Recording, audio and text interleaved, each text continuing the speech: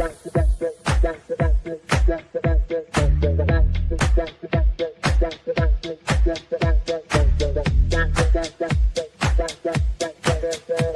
Connections Radio presents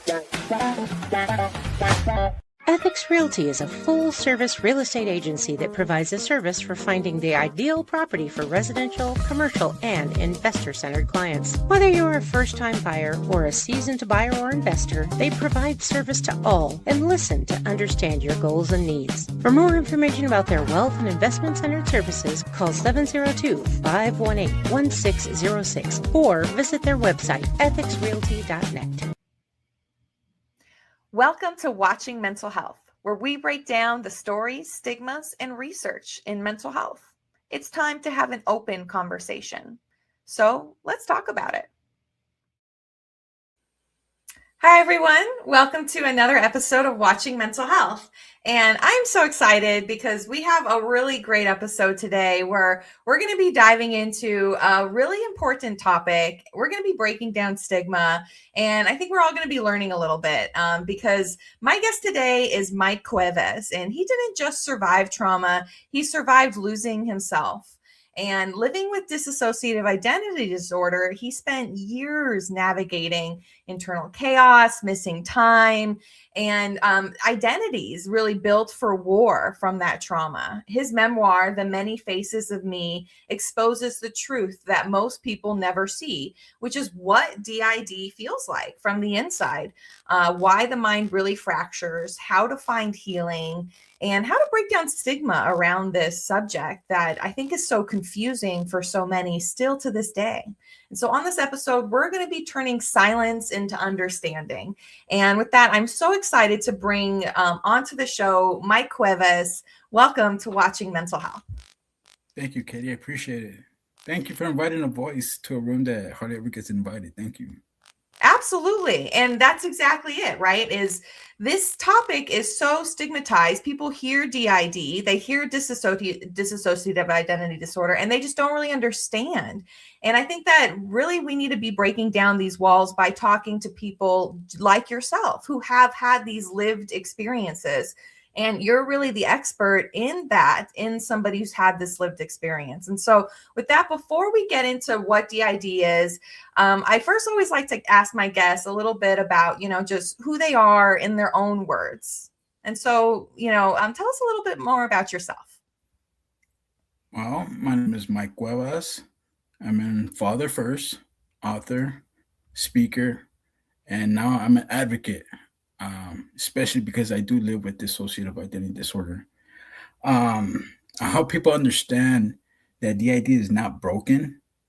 It's adaptive strength. It's a nervous system that adapted to survive. Mm-hmm. So my work is about breaking down the stigma, turning confusion into clarity, turning this isolation into connectivity. Basically being empathetic with one another.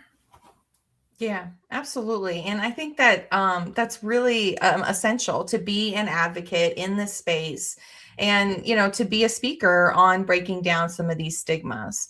So with that, let's just talk about it.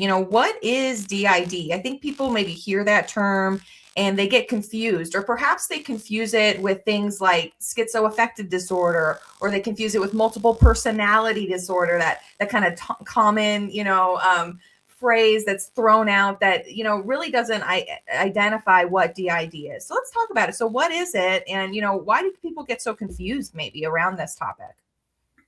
Well, DID is... let me slow this down just a little bit because it really does matter.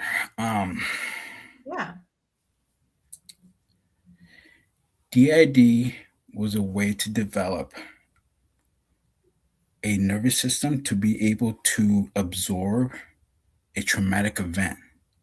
It's a mind's way of saying this is too much for a child to absorb on his own. Let's divide and conquer this together. And that's what DID really is. It's a survival system, a strong adaptation system. Yeah, absolutely. And it seems like DID happens after a significant trauma, right? Where, like you're saying, the brain is kind of needing to step away. Is that typically how DID forms? And what are some of the symptoms that people experience who have DID? For me, and I could speak, and often when I do speak, I speak about my experience. And the reason Mhm. I do that is because speaking with other members of the community, people get it for different reasons. The one common factor is it did come from a traumatic event. Okay. The disassociation is very common. And the reason that is when we see dissociation, we think brokenness. We think, okay, that's a split. When in reality, what it is it's a survival. It's a way for us to adapt to the situation at hand. It might be because an emotional event is too severe for the mind to absorb at that moment. Mm. What we see as mood swings, numbness, franticness, anxiety, what it really is the nervous system trying to adapt and survive to its Mm. surrounding. And that's really what it is. And it shouldn't be seen as a danger or chaos. It should be seen as, okay, what happened? How is this person surviving? How can we help? Yeah. Yeah, definitely. And so that's interesting that those are the symptoms that we see from the outside, because it feels like from the inside there's there's a whole another realm happening, right? It's maybe chaos, I don't know. So what is it like to experience it from the inside, from somebody who's maybe had that experience? So often when I speak to people, I can tell them about my chaos. Hmm. But what I've noticed is if unless they're the ideal community that actually live with it, it's hard to actually understand. Yeah. So what I've come to learn is there is one event that happened to me that when I speak about it, especially in support groups, other people that have DID can relate. And that is um, during my therapy session, um, I went through EDMR. I also tried other things, but EDMR is one of the things that I worked on. Okay. Coming out of a session, I was reliving a traumatic event that got so intense that my body literally started to shut down. I remember being in my car, holding the steering wheels tight, holding the steering wheel like my life depended on it. It was literally like the world was caving in inside of that car. Wow. Now, at that moment, I didn't know that my body was already starting to switch. This is before I was diagnosed, by the way. But I do remember a part of me put on some Linkin Park, and all I could hear was some rock music. Now that took me from a frantic state from to a okay, I got this. My protector took over. Wow. My altar took over and got me through the day. I don't know how I did it. I have text messages. I got my work done. I got everything done. But all I can remember was sitting in that car holding that steering wheel. And I think that's what, if I could relate what it feels like from the inside, that's what it feels like. Now, when I try to remember moments like that right away, there's always a fog. Hmm. And I think that's what this dissociation comes in. Because I'll be throughout my day, I'm like, okay, I know I got here, but how did I make it here safely? And I try to recall those events. Yeah. Wow, that's so interesting. So for people who are like, that sounds like multiple personality disorder. What would you say to those people? What's the mistake there? Um, that there are personalities Mhm. that they're different parts. There's, I think the separation or separating personalities, that's the misunderstanding. Where I try to come in is we're we're many chapters. There's different chapters that happen in our life and different parts, different alters that arose from those chapters. Mm. But we're all in one book. Yeah. So it's not multiple personalities. It's just different parts of us that we learn to accept, have compassion for, and walk forward with. Wow. It's such an interesting, I think, new, and it's not new. It's just still not in that mainstream way to talk about, to talk about DID, right? And I think people can still, just oftentimes say maybe stigmatizing language without realizing kind of what the meaning of that is. Have you seen either a shift in culture where maybe it's getting easier to talk about these things, people are more understanding, or have you seen maybe that happen? Have you seen an example maybe in a movie or an example of where DID has been represented well from your perspective? From my perspective, and from my perspective, I'm going to say simply this. Mm. Movies made it more difficult for me to come out and say what was going inside my head. Wow. Especially like the movie Split. When that movie came out, more people were looking at me. I saw more micro expression like, this guy, I think this guy has one of that. So it made me nervous. It made me shrink. It put me in a corner where I shouldn't have belonged. I should have spoke up a lot sooner. I should have stood my ground and actually, you know what? It's okay to be human. It's okay to have these parts of me. It's okay to accept these parts of me. And the Hollywood stigma keeps me or kept me from speaking up. Wow. So that's part of my work now. And the shift that I saw, and I only say this because Nevada really has a high rate of mental disability disorders with a low number of doors of opportunities to be open. So the responsibility of that rests on the community, on those of us advocates and friends that don't really know how to help but are willing to. And I say that because when I found out I had DID, not a lot of people wanted to work with me.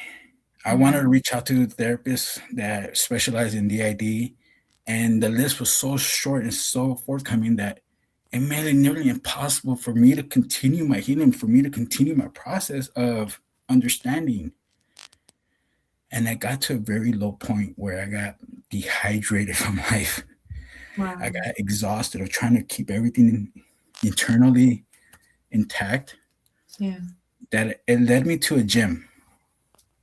I wasn't there confidently. I wasn't certain. But the coach gave me 5 to 10 minutes. For 5, 10 minutes might not seem like much, but in that moment, it was everything. Mm. He took the time to see me, listen to me, and not judge me or interrogate me. After those 5 minutes, he allowed my nervous system to feel safe. Yeah. He put his hand on my shoulder and he said, Mike, the man who walked in that door, the man walking out that door is stronger than the man walking in that door. And I thank Coach Mark for that every day, because when I went home, I realized something. The version of me that woke up today is stronger than the version of me who fell asleep. Mm-hmm. And I walk with that because of him. And I thank Coach Mark for that. Wow.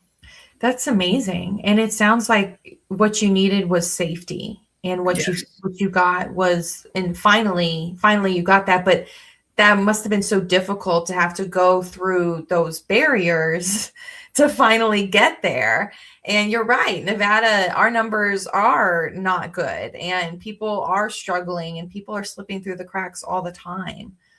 So for anybody who's maybe struggling with DID, or who doesn't know, who's struggling with lost time, struggling with these symptoms, struggling with this chaos, what would you recommend to them?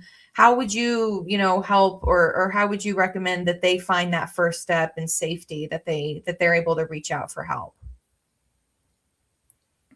Reach out for help and safety actually go hand in hand. And the first step is actually allowing yourself to be human, Mhm. showing yourself some self-compassion. That would be the first step. And that's something regret not ever doing to myself until after coach.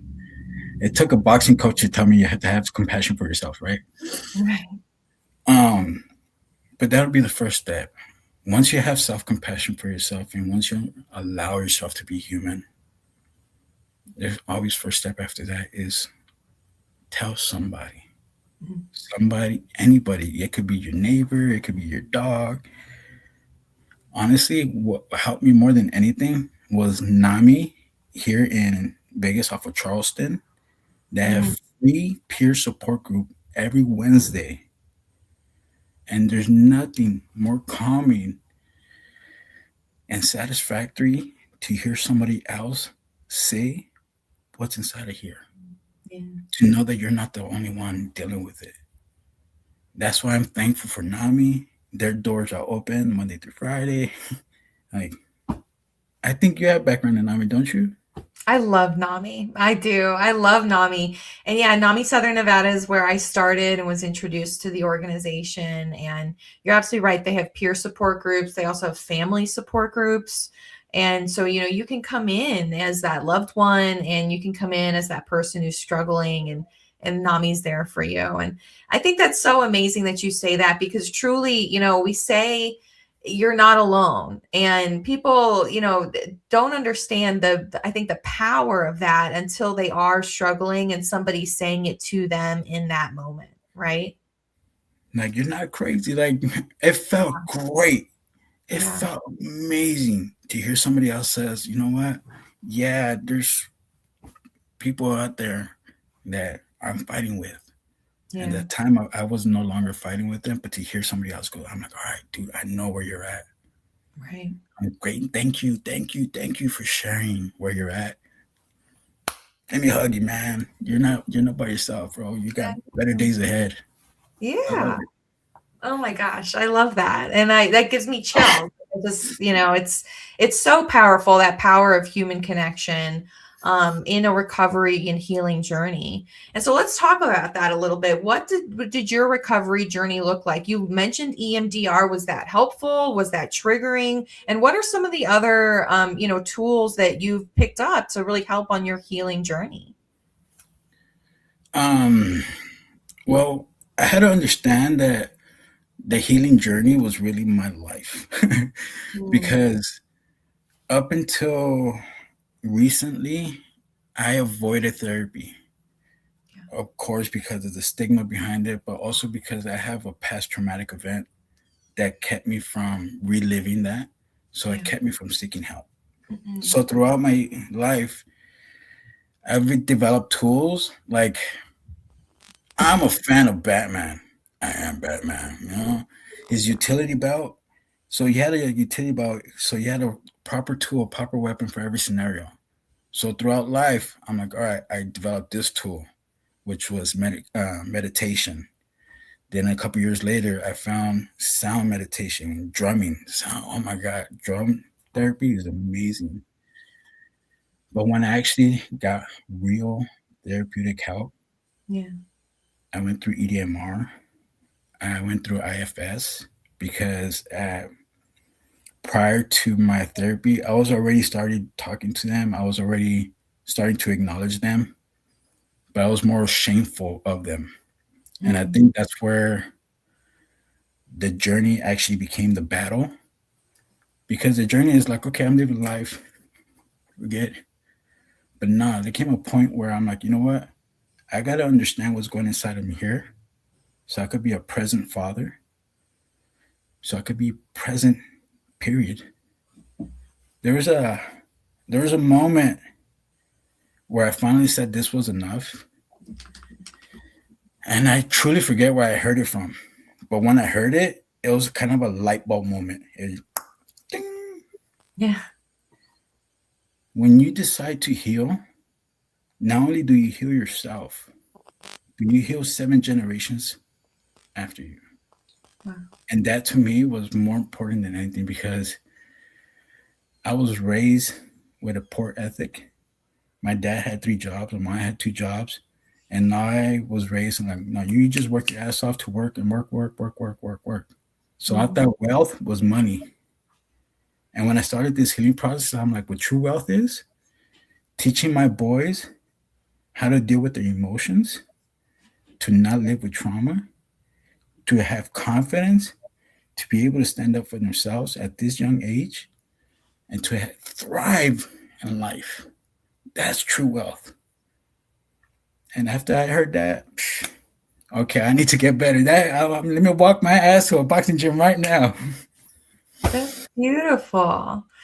I love that you say that, and it brings me back to the beginning of our conversation. And you said the first thing, like first and foremost, I'm a father, and it feels like you being a dad has really rooted you in continuing healing, even when it's hard, even on the difficult days. It's kind of like in some ways that purpose, to help you keep going. Is that true? Is it, kind of that moment? And it seems like it is from what you just said, like that, moment of fatherhood is really what was like, no, now it's time for me to get better. I wish I could say it was the moment my son was born, Hmm. because obviously joy, incredible joy, is the first time I knew and felt what unconditional love meant. Yeah. Um, that's part of why I think I have the ID is I never truly had that. So having that, I'm like, oh, okay, the seed was born, the seed was planted, and Yeah. over the years, I just kept watering until I decided, okay, that light bulb moment. That's when the seed kind of sprouted and my roots started to grow. Mm. But it wasn't until I asked myself, why am I going to go through the battles? Why am I going to get up and do these mental exercises that we perform every day? Why am I going to print out this worksheet and write what am I feeling? What am I past? How am I going to heal from this? Why am I going to do this? Yeah. And when we actually sat down and started sitting with our thoughts and our parts, one common thread that we had among each other is that we are going to look out for our boys. We're going to give them the best future that we never had. And we pat ourselves on the back because up until this point, they don't even have a quarter of the issues that I had. So, big pat Yeah. on the back, Perfect. you know, and they are a why. And my why is sacred. So I know that I would never relent from this. And man, there are tough days, of course, man. There's always tough days. But I know why I'm going to get back up. I know why I'm going to do my mental exercises. I know why I'm going to show them some compassion and be like, hey, I know you're upset right now. Let's sit with it. Why you're upset. All right. Good. We're good. All right. Let's move forward. Yeah. And that's what Well, life is. That's why I don't call it a journey. It really is a battle. Do you want to do the exercise today? Yes or no? And that's really what it is. yeah. Wow, what a beautifully human response. We're not perfect, and but we need, and even if when our why is in front of us, right, it can take time to see it, to have that light bulb moment. And that's so true across the board for all of us. And I just think that, so just thank you so much for being so authentic, in your answer. And yeah, it's the why, right? We need a why. We need a reason, and not just a purpose, but a why that really hits. And sometimes the why is in front of us and we don't even know it. And sometimes we do, and it takes a while to get there. And I just think that it's just so powerful. And your journey has really been powerful. I can tell the passion and just where you're at in your healing. You've come so far. And so with that, tell us a little bit more about your memoir. And for anyone who maybe wants to learn more about what your journey is, what is your memoir? And can we access it, and all of that good stuff? Well, my memoir, I wrote it because I knew I wasn't the only one. Mhm. Um, I'm originally from South Los Angeles, Mhm. a heavy Latino population, And we were raised with machismo, and that machismo is part of the reason why I have what I have. So I know in our culture, in the Latino culture, I think is more widespread than we think. But we've been so in tuned to shove everything inside. I remember speaking to my cousin, hey, primo, I got issues, man. And his first response is, bro, we don't do with that, man. We just shove everything inside. We keep going, bro. Don't even bring it up. And that's not the case, because what I found out is the longer I prolong my healing, the worse I got. Mm-hmm. So the Many Faces of Me is the name of my memoir. It could be found on Amazon. Mm-hmm. If any of the exercises resonated, I wrote exercises for you could get them on your show links on your notes that people can do as well. Because I know DID is so hard to find somebody.